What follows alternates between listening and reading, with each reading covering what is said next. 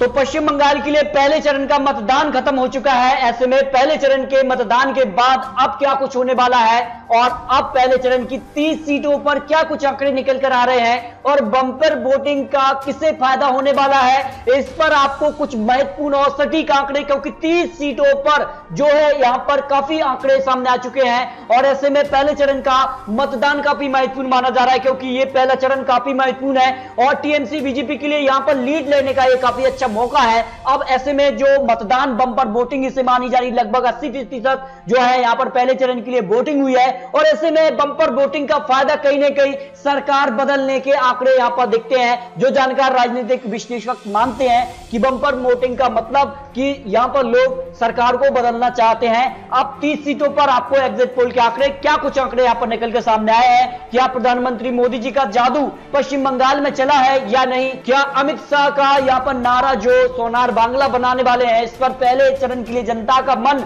किसके साथ दिखा है, इस पर आपको काफी महत्वपूर्ण जानकारी। क्या टीएमसी का जो नारा खेला होबे का क्या कितना सक्सेसफुल रहा है, इस पर पहले चरण का मतदान काफी महत्वपूर्ण बन चुका है। यहां पर पहले चरण की अगर बात करें तो 2019 में इसे काफी महत्वपूर्ण तरीके से माना जा रहा है, क्योंकि पहले चरण की 30 सीटों पर 2019 में बीजेपी ने खेल कर दिया था और बीजेपी ने यहां पर 20 सीटों पर बढ़त बनाई थी, जबकि टीएमसी को यहां पर लोकसभा 2019 में 10 सीटों पर बढ़त इन 30 सीटों के अंदर थी। लेकिन 2016 में जो विधानसभा चुनाव थे उसमें टीएमसी 27 सीटें 30 सीटों में से, जबकि अन्य के खाते में 3 सीट गई थी, कांग्रेस के हिस्से में 2 सीटें थी। जिसमें अगर बात की तो पहले चरण काफी महत्वपूर्ण बन चुका है। अगर पहले चरण की बात करें तो 5 जिलों में जो यहां पर बंपर वोटिंग हुई है, उसमें बांकुरा की 4, झारग्राम की 4, मेदिनीपुर के लिए यहां पर 6 और पूर्वी मेदिनीपुर की 7, पुरुलिया की 9 विधानसभा सीटों पर जो यहां पर वोटिंग खत्म हो चुकी है, 80% वोटिंग हुई है। अब पहले चरण की 30 सीटों के लिए अगर बात करें तो सामान्य की 19 सीटें थी और एसटी की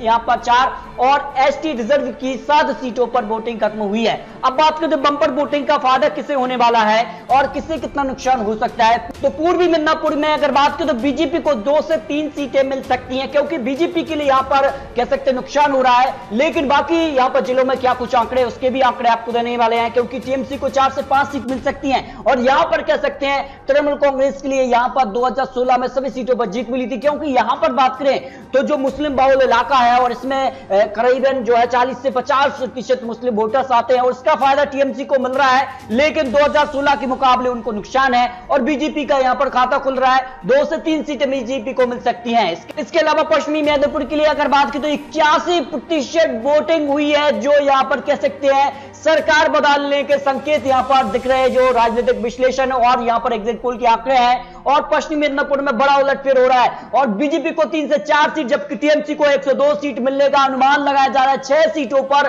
काफी कुछ आंकड़े बदलते जा रहे हैं, यानी पहले चरण में बीजेपी यहां पर लीड करती जा रही है। जबकि यहां पर बात करें तो 4 सीट यहां पर झारग्राम और 4 सीट बंकुरा में क्या कुछ आंकड़े हैं। और यहां पर बात करें तो बंकुरा में एक तरफा यहां पर कह सकते हैं कि बीजेपी और टीएमसी में मुकाबला, लेकिन बीजेपी यहां पर हो सकता है कि चारों सीटों पर जीत हासिल कर ले, जो आंकड़े हैं, क्योंकि यहां पर 80% से ज्यादा यहां पर जो है हिंदू मतदाता आते हैं। और जैसे में जय श्री राम के नारे के साथ बीजेपी चुनावी मैदान में उतरी है और अगर यहां पर जो हिंदू मतदाता है वो बीजेपी के साथ जाते हैं तो फिर 4 सीटों पर बंकुरा की बीजेपी का कब्जा हो सकता है। और अगर ऐसा नहीं होता है, जो वोट शेयर पहले था, अगर वो वैसे ही रहता है टीएमसी के साथ, तो फिर टीएमसी और बीजेपी में कांटे का मुकाबला हो सकता है। लेकिन झारग्राम की अगर बात करें तो 81% यहां पर भी वोटिंग हुई है और यहां पर कह सकते हैं काफी कुछ आंकड़े हैं। और यहां पर बात करें तो झारग्राम के लिए 4 सीटों में से यहां पर 1 से 2 सीट यहां पर टीएमसी को और 2 से 3 सीट यहां पर बीजेपी के खाते में, यहां पर भी झारग्राम में बीजेपी लीड ले सकती है, जो आंकड़े निकल कर आ रहे हैं,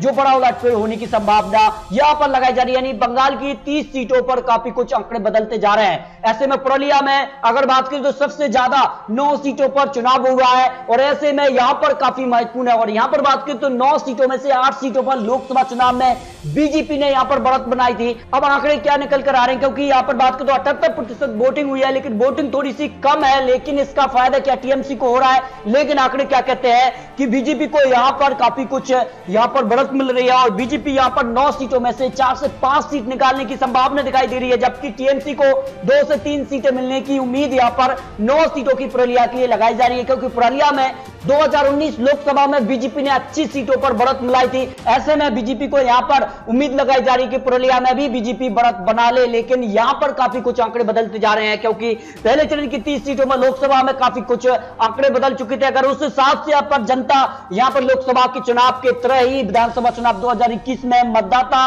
तय करते हैं तो लोकसभा के आंकड़े बन सकते हैं। बीजेपी को यहां पर 20 सीट पर जो बढ़त थी उसके आंकड़ों की अगर तुलना कर दें तो बीजेपी को यहां पर 16 सीटें इन 30 सीटों में मिलने की संभावना दिखाई जा रही है, यानी 16 सीटों पर बीजेपी को यहां पर जीत मिल सकती है। जो एग्जिट पोल के आंकड़े जो यहां पर एक्सपर्ट ने आंकड़े रखे हैं, जो लोकसभा चुनाव 2019 पर जो बीजेपी ने यहां पर सीटों पर बढ़त निकाली थी, उस हिसाब से इस तरह के आंकड़े बनने की संभावना दिखाई जा रही है। जबकि टीएमसी को बड़ा नुकसान है, 27 सीटों से घटकर 12 सीटों पर टीएमसी आ सकती है, जबकि कांग्रेस लेफ्ट गठबंधन को 0 से 2 सीटें मिलने का उम्मीद यहां पर लगाई जा रही है। हो सकता है 2 सीट यहां पर टीएमसी को ऐड हो जाए तो टीएमसी 14 और बीजेपी 16 सीटें इन 30 सीटों पर जो एग्जिट पोल। लेकिन दोस्तों ये तो चुनावी अनुमान, चुनावी आंकड़े, आने वाले समय में क्या कुछ होता है, क्योंकि अभी भी यहां पर बात करें तो 7 चरणों का मतदान बाकी है। ऐसे में पहले चरण में बीजेपी लीड बना रही है। ये यहां पर एक्सपर्ट ने आंकड़े रखे हैं, जो बड़े एक्सपर्ट ने, जो जानकार रिपोर्टर यहां पर ग्राउंड रिपोर्ट पर जो सर्वे के आंकड़े आए हैं सामने कि बीजेपी को लीड मिल रही है पहले चरण के लिए,